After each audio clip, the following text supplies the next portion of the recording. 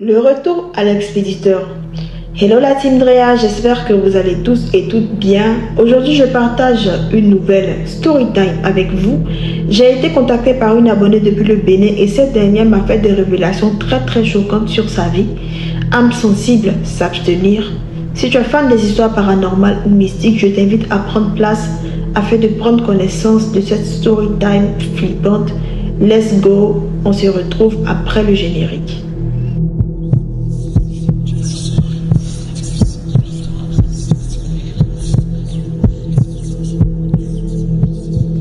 Mes parents m'ont eu très jeune, ils étaient encore sur les bancs. Ma mère, elle était âgée de 17 ans quand elle s'est rendue compte qu'elle était enceinte de moi. Et lorsqu'elle a donné cette information à mon père, il n'était pas du tout content. Il voulait que ma mère fasse passer la grossesse.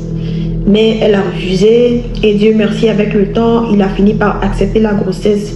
Je suis née. Et dans un premier temps, j'ai grandi chez mon père.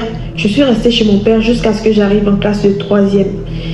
Et quand je suis arrivée en classe de 3e, on m'a envoyée chez ma mère, donc dans la grande famille de ma mère. Ma mère, je dois souligner qu'elle vit au Mali présentement. Mais je suis restée avec mon grand-père.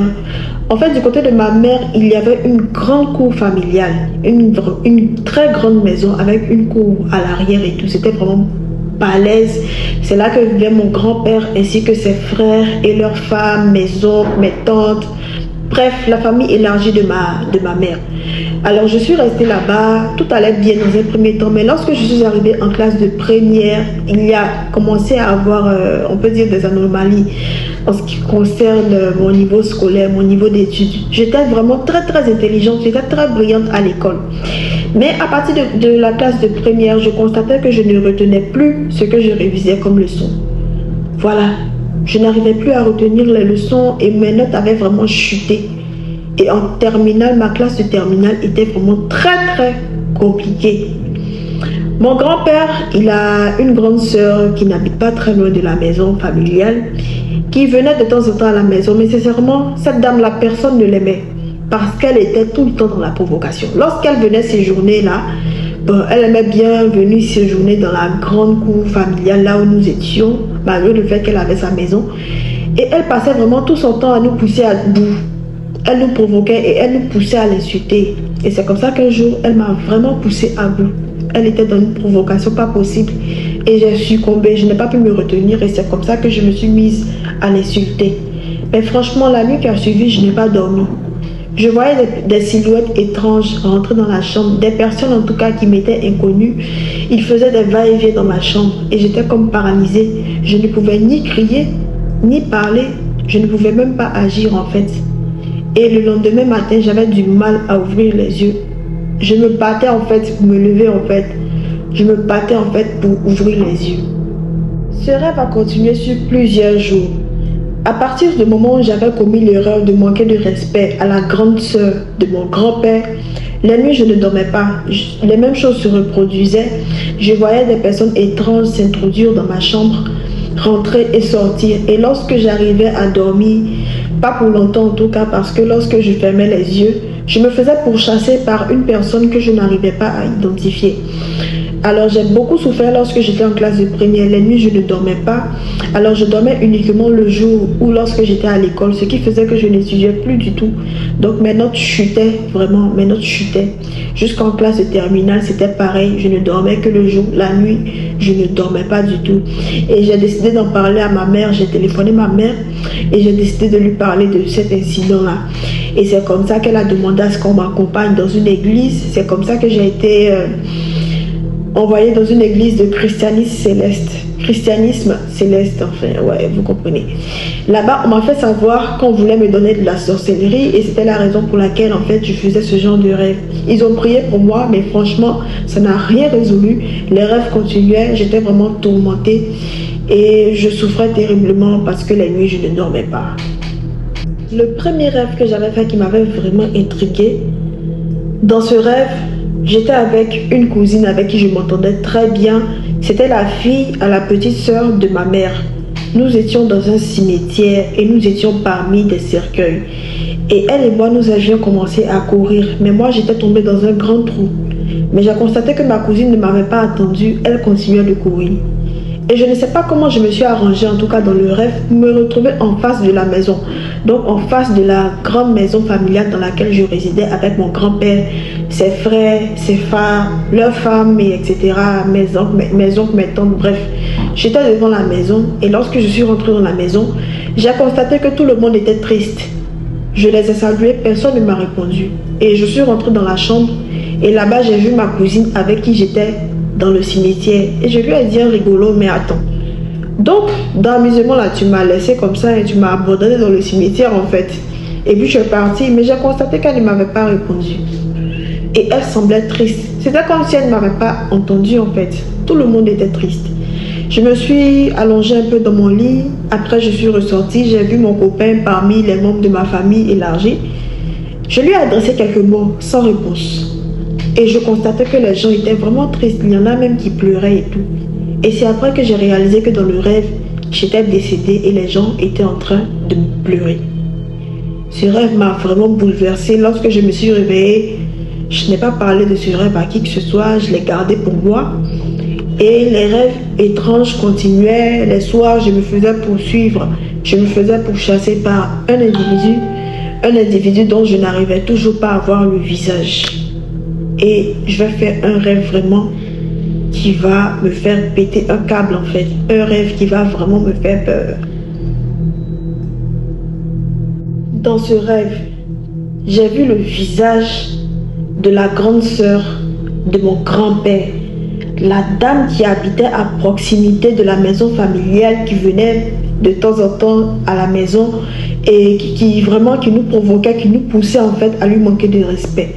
C'est elle que j'ai vue dans le rêve. Et dans le rêve, elle et moi, nous marchions côte à côte et nous sommes arrivés dans un endroit où il y avait vraiment plusieurs cercueils et elle me demandait de faire un choix. Puisque je ne réagissais pas, elle m'aidait même pour que je puisse faire un choix. Elle me montrait des doigts plusieurs cercueils et elle me demandait de faire un choix pour un éventuel enterrement. Mais Dieu merci, je n'ai pas réagi.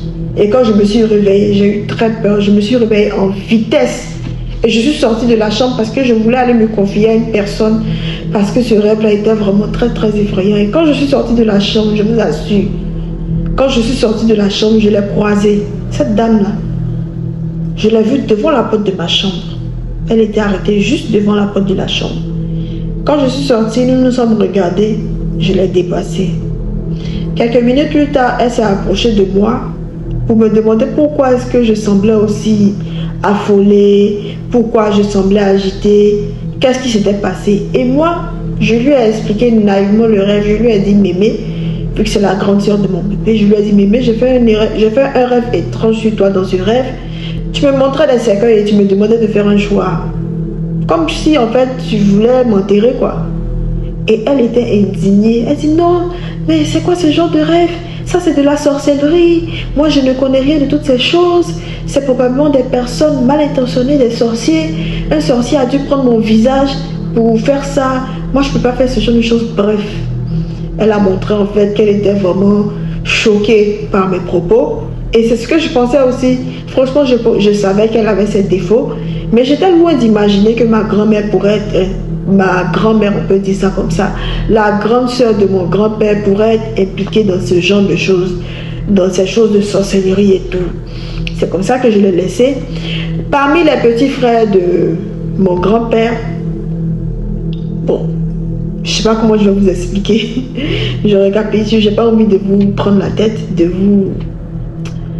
En fait, dans la maison familiale dans laquelle nous vivions, il y avait mon grand-père et sa femme. Il y avait les petits frères de mon grand-père qui vivaient dans la maison familiale aussi avec leurs femmes. Donc, parmi les femmes des petits frères de mon grand-père, je m'entendais très bien avec l'une d'entre elles. Donc, lorsque j'ai quitté la grande sœur de mon grand-père, je suis allée directement chez elle. Je lui ai expliqué le rêve et elle aussi.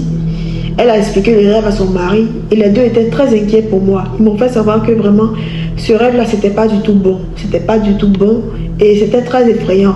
Et son mari, donc le petit frère de mon grand-père, l'un des petits frères de mon grand-père, il m'a remis une sorte de chapelet et il m'a demandé de prier avec. Ils ont insisté pour que je prie.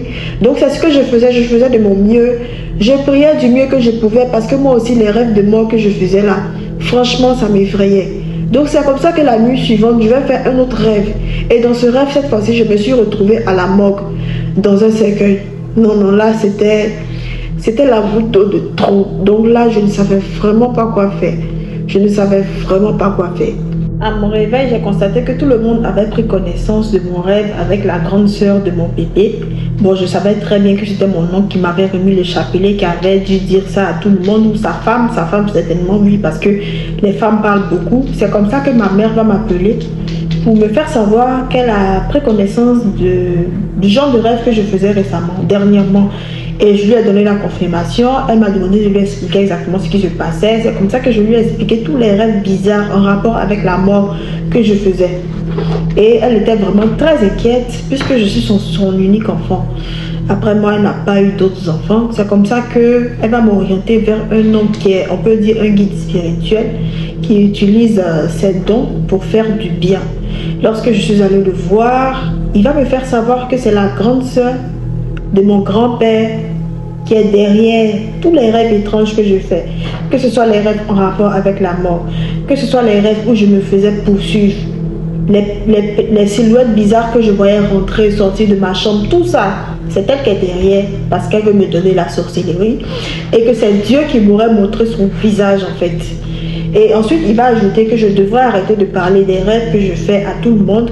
Le lendemain, à mon réveil, pour ne pas oublier, je peux tout simplement faire une note vocale à ma mère pour tout lui expliquer les rêves que je fais, ou je peux tout simplement l'appeler lui pour lui expliquer. Et suite à ça, il m'a remis des choses que je devais utiliser pour me protéger, des mixtures que je devais appliquer sur moi la nuit avant de dormir pour me protéger de la grande sœur de ma grand-mère. Bon, sincèrement, je savais que cette femme-là, elle était bizarre, c'est vrai. Je savais qu'elle avait ses défauts comme tout le monde. Mais je ne croyais pas à ce que mon oncle m'avait dit. Je ne pensais pas à ma grand-mère capable de me faire tout ça. Franchement, je ne pensais pas du tout qu'elle serait capable de me tourmenter autant en rêve, ou qu'elle serait sorcière, ou qu'elle veuille me remettre la sorcellerie. Franchement, je n'y croyais vraiment pas du tout. Mais bon, j'ai décidé de suivre quand même ces instructions à la lettre. Le lendemain, j'ai été conduite chez un praticien par mon oncle qui m'avait remis le chapelet avec lequel je devais prier, accompagné de sa femme. Et le praticien va dire à peu près la même chose. Il va dire que les rêves que je fais en rapport avec la mort, ou les rêves de persécution, tout ce qui m'arrive en fait, voilà, les origines sont mystiques et que c'était la grande sœur de mon grand-père qui était à la base de tout ça, parce que cette dernière voulait me donner la sorcellerie depuis longtemps, et vu que je résiste parce que j'ai un esprit fort, maintenant elle veut mettre fin à ma vie. C'est ce qu'il m'a dit. Mais jusque là, je ne croyais pas. Je ne pensais pas que ma grand-mère pouvait faire ça. Je me suis dit non, peut-être que bon. Enfin, je refusais de croire que ma grand-mère, enfin je la considérais aussi comme ma grand-mère, que la grande sœur de mon grand frère puisse être capable de vouloir me transmettre la sorcellerie ou de vouloir mettre fin à mes jours. Pourtant, les preuves étaient là avec le rêve de cercueil, le rêve que j'avais fait d'elle, où elle me montrait les cercueils, mais je refusais de croire parce que je continuais de voir le bon côté en cette femme-là. Et c'est comme ça qu'il a décidé de demander des choses. Parce qu'il m'a dit qu'il voudrait faire une sorte de rituel, un sacrifice pour me protéger. Et ce sacrifice sera comme un retour à l'envoyeur. C'est comme ça que mon oncle, ma mère devait rentrer, mais mon grand-oncle, donc le frère de mon grand-père, qui m'avait accompagné chez ce praticien, il a décidé d'acheter les choses que le praticien avait demandé pour le rituel. Et c'est comme ça que quand il va apporter tout ça, le praticien va dire: si ce n'est pas la grande sœur de ma grand-mère qui est derrière les rêves de mort que je fais, si ce n'est pas elle qui est derrière les rêves étranges où je me fais poursuivre, si ce n'est pas elle qui est derrière ma persécution, rien ne lui arrivera après ce rituel. Mais si c'est elle-même qui va perdre la vie. Et il a donné un ultimatum de 2 semaines maximum. Mais jusque-là, j'osais croire que c'était pas elle qui était derrière. Donc voilà, le rituel a été fait. Après le rituel, je suis tombée gravement malade. J'étais tellement malade même que je ne pouvais même pas sortir de la maison. Et quelques temps après, ma mère est rentrée et mon état de santé ne faisait que s'empirer en fait. Donc un médecin a été déplacé jusqu'à la maison pour mes soins parce que ma mère, même vu mon état, elle ne voulait même pas que je sorte de la maison. Elle voulait que je sois là. Dieu merci, elle était là en permanence. Donc le médecin me soignait. Elle aussi, elle me soutenait en prière, ainsi que les autres membres de ma famille.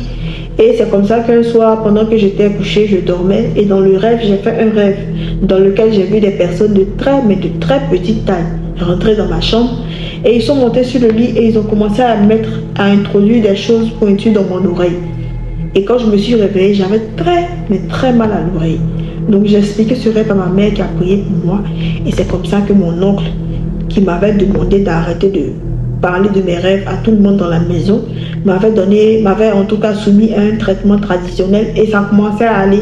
Ma santé avait commencé à s'améliorer, ça a commencé à tellement aller que j'ai décidé même de reprendre les cours. Mais quand j'ai retrouvé la guérison, j'ai constaté que la santé de la grande soeur de mon grand-père, se détériorait. Et elle n'était plus avec nous, elle était retournée dans sa maison. Mais on entendait que vraiment sa santé ne faisait que se détériorer, que ça n'allait vraiment pas du tout chez elle en fait. Chez nous, quand un membre de notre famille décède, on l'enterre dans notre grande cour parce que la maison familiale est tellement balèze qu'il y a une cour juste derrière la maison et c'est là-bas qu'on enterre les membres de notre famille qui meurent. On a appris que la santé de la grande sœur de ma grand-mère ne faisait que se dégrader de jour en jour, de jour en jour. Et à la fin de la deuxième semaine, comme ce que le praticien avait dit, le samedi, on nous a annoncé que vraiment elle n'allait pas du tout bien, pas du tout. Donc voilà, les gens s'inquiétaient quand même dans la maison pour elle et tout. Et le lendemain, c'est-à-dire le dimanche, on a appris son décès. C'est là que j'ai commencé à croire que ma grand-mère était à la base de tous les mauvais rêves que je faisais en fait. Parce que le praticien avait dit que si c'était elle allait mourir en l'espace de 2 semaines maximum. Et 2 semaines après le rituel, effectivement, la grande sœur de ma grand-mère, elle avait rendu l'âme. Et j'ai commencé à croire. C'est après son décès que j'ai cru qu'en fait c'était elle qui était à la base de tout ce qui m'arrivait. C'était elle qui voulait mon décès. Pourtant je ne lui avais rien fait. Bon, c'est vrai que je lui avais manqué de respect une fois. Mais franchement, elle m'avait poussé à bout. Elle m'avait vraiment poussé à bout. Et quand elle est décédée, ses funérailles ont été organisées. Elle a été enterrée juste derrière la maison. Juste derrière la maison familiale. Donc par moments, pendant mes balades derrière la maison, je rencontrais des oiseaux de sorcellerie, les hiboux, les chouettes, les corbeaux. Et ces oiseaux-là dégageaient vraiment quelque chose de maléfique quand je les croisais. Quand nos regards se croisaient, je sentais que ce n'était pas des humains, c'était des esprits maléfiques, selon moi en tout cas, qui avaient pris l'apparence des oiseaux. Parce que rencontrer des hiboux, des corbeaux, la nuit noire, vraiment, je ne me sentais pas à l'aise lorsque je les voyais. Et quand j'ai expliqué ça à ma mère, elle m'a interdit de me promener derrière la maison la nuit. C'est comme ça que j'ai arrêté. C'est tout pour le témoignage de mon abonné. Dites-moi ce que vous en pensez dans les commentaires. Moi, en tout cas, quand j'ai écouté sa note vocale, j'étais tellement choquée. Mais je suis contente qu'il y ait eu quelque part un retour à l'envoyeur. Malheureusement, elle m'a dit qu'elle ne part pas à l'église. Bon, vous savez, chaque peuple a ses croyances. Elle a préféré se référer au traitement traditionnel. Et si elle se sent bien dans ce genre de choses, c'est tant mieux. Mais bon, je vais quand même la conseiller de partir à l'église. On ne sait jamais, même si la grande sœur de son grand-père est décédée, on ne sait jamais. Mieux vaut chercher la protection de Dieu. Aujourd'hui, elle ne fait plus trop ce genre de rêve. Bon, c'est vrai qu'elle m'a dit, malgré le décès de sa grand-mère, elle avait une fois rêvé où elle était décédée. Donc, je suis toujours en contact avec elle. Je compte l'inciter à aller à l'église. Néanmoins, vos avis seraient les bienvenus. Franchement dit, la sorcellerie béninoise, c'est le haut niveau. Merci de m'avoir suivi jusqu'à la fin. J'ai été très heureuse de partager ce témoignage avec vous. Au passage, je vous remercie infiniment pour les 1000 abonnés sur YouTube. J'ai commencé les activités sur YouTube. En moins de 2 mois, j'ai déjà atteint les 1000 abonnés et j'ai déjà atteint même les 4000 heures de visionnage. Je dois maintenant commencer le processus pour avoir accès à la monétisation et toutes ces choses, c'est grâce à vous. Je vous fais un gros big up. Merci la famille. J'espère que la famille va encore s'agrandir. Merci. Sur ce, on se dit à très bientôt pour une nouvelle story time.